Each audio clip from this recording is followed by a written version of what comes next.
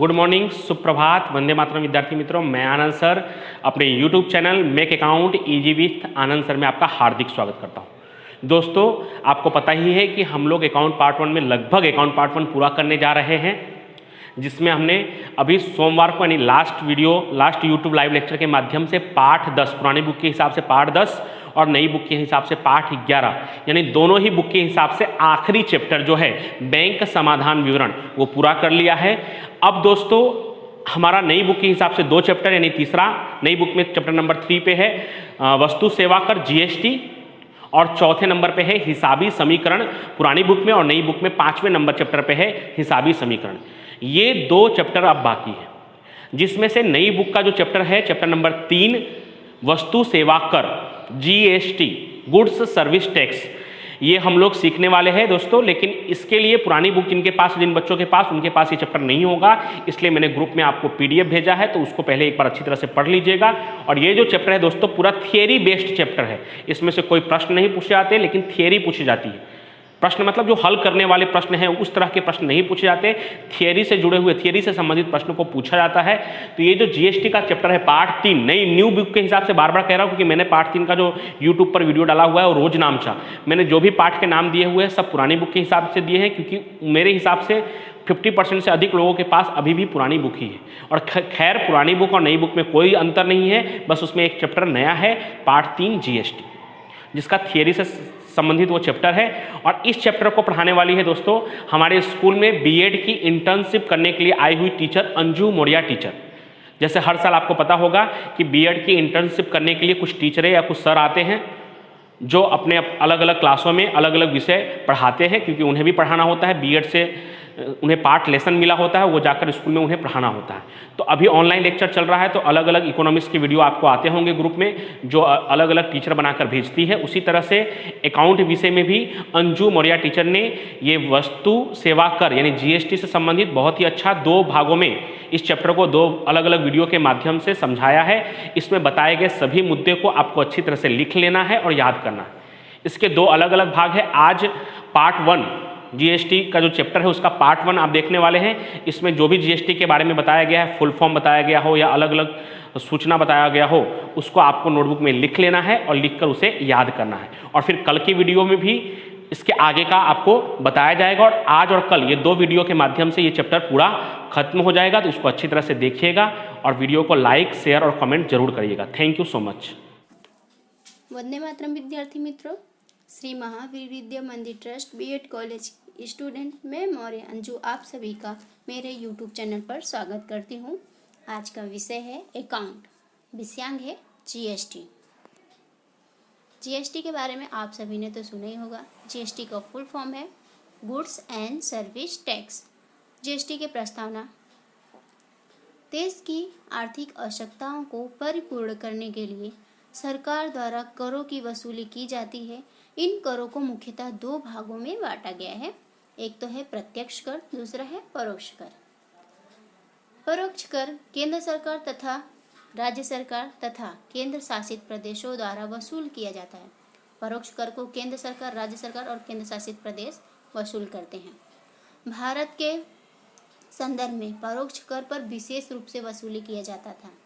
परोक्ष कर की विविधता और उसकी वैधानिकता के प्रावधान की विविधता के कारण उनके संचालन में सरकार, कर अधिकारियों और कर भुगतान करने वालों के लिए बहुत सी समस्याएं उपस्थित होती थी। इन समस्याओं का निराकरण करने के लिए केंद्र सरकार, राज्य सरकार और केंद्र शासित प्रदेश के सरकारों ने विविध परोक्ष करों के स्थान पर एक देश एक कर के सूत्र के साथ वस्तु और सेवा कर सरकार द्वारा 1 जुलाई 2017 में लागू किया गया। Types of GST. जीएसटी के प्रकार। जीएसटी के 2 प्रकार हैं, intra state movement, inter state movement.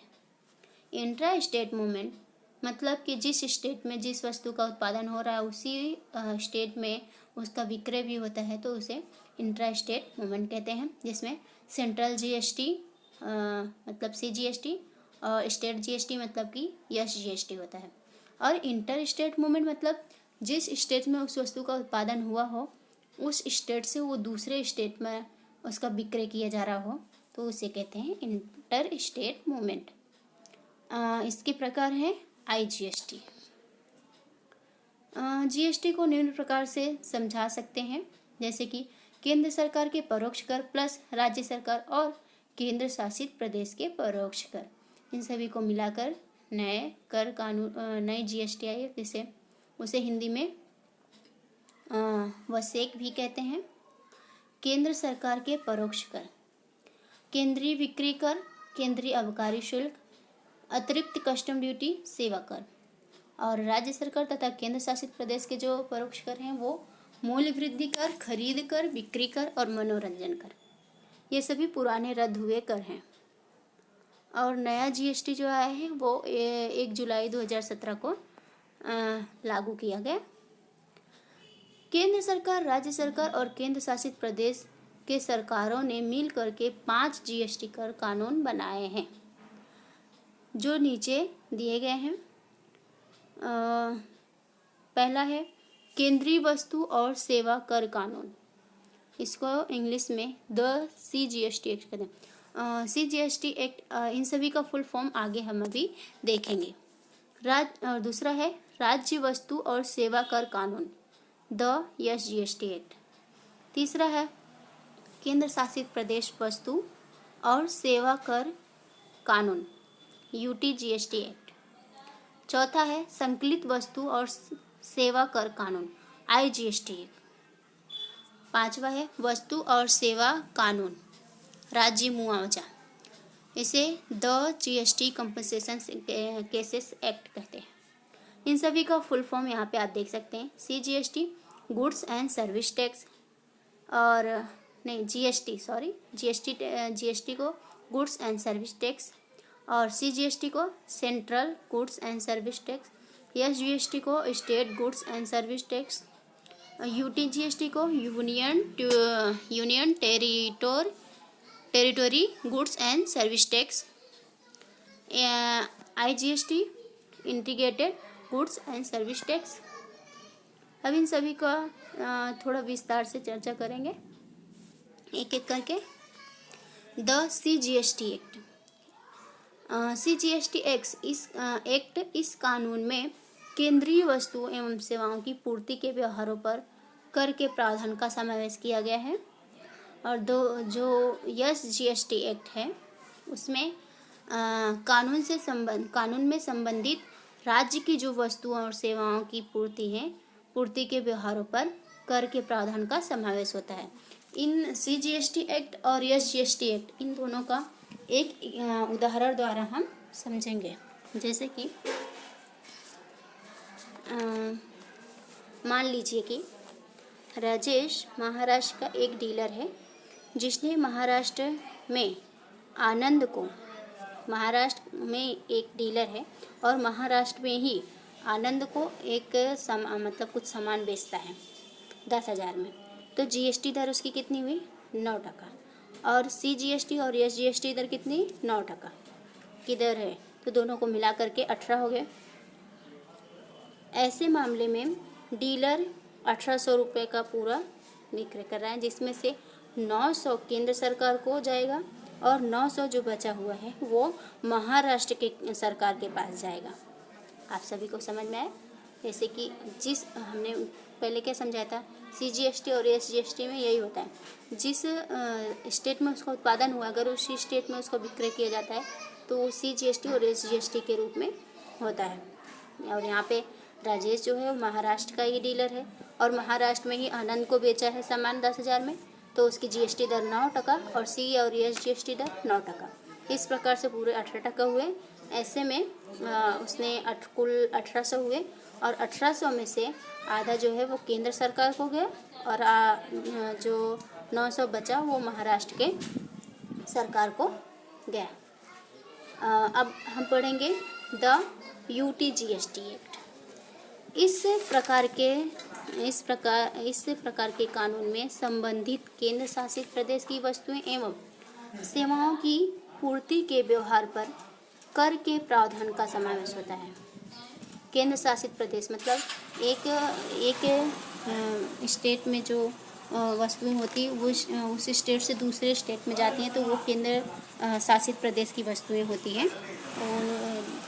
और अब इसके बाद चौथा है IGST एक्ट। IGST एक्ट के बारे में यहाँ पे पढ़ेंगे। इस कानून में 2 राज्यों और केंद्र शासित प्रदेशों के बीच के व्यवहार के लिए वस्तुएं एवं सेवाओं की पूर्ति के व्यवहारों पर कर के प्रावधान का समावेश होता है। इसका एक उदाहरण हम देखेंगे। जैसे कि मान लीजिए कोई वस्तु हम महाराष्ट्र में उत्पादन करते हैं और उस वस्तु को हम गुजरात में बेचते हैं, तो ये हमारा क्या होगा, IGST कहलाएगा। एक स्थान से दूसरे स्थान, एक स्टेट से दूसरे स्टेट में हम उसका एक स्टेट में ख़रीदा जा रहा है, जैसे कि महाराष्ट्र में उसकी खरीदी हुई और मतलब उत्पादन महाराष्ट्र में हुआ और उसका विक्रय जो है वो गुजरात में होगा, तो ये क्या हो गया, IGST। जैसे एग्जाम्पल के तौर पे, जैसे महाराष्ट्र के एक व्यापारी राजेश ने गुजरात के आनंद को लाख रुपए में वहाँ का सामान बेचा, तो उसकी GST दर कुल मिलाकर 18 है, जिसमें से 18 IGST शामिल, उसी 18 में IGST भी शामिल है। ऐसे मामले में डीलर को 1800 रुपये के रूप में IGST मिली। यह IGST केंद्र सरकार को जाएगा। उसके बाद 5वां है the GST compensation cases act. इस कानून के अंतर्गत वसेक मतलब कि GST के अमलीकरण के कारण, मतलब जिन GST का जब हमने अमलीकरण किया तो उस अमलीकरण के कारण जिन राज्यों में करों की आय में कमी होगी, उन्हें यह कमी भरपाई कर देने के अनुसंधान में, मतलब कि इस कानून के अंतर्गत वसेक के अमलीकरण के कारण, मतलब कि GST के अमलीकरण के कारण जिन राज्यों को करों की आय में कमी होगी, उन्हें यह कमी भरपाई कर देने के अनुसंधान में। यह फिलहाल तो ये जो 5 एक्ट हमने पढ़े हैं GST के, वो विद्यार्थियों की जानकारी के लिए हैं। ऐसा अभी ये परीक्षा में आएगा ऐसा कुछ नहीं है। तो अभी हम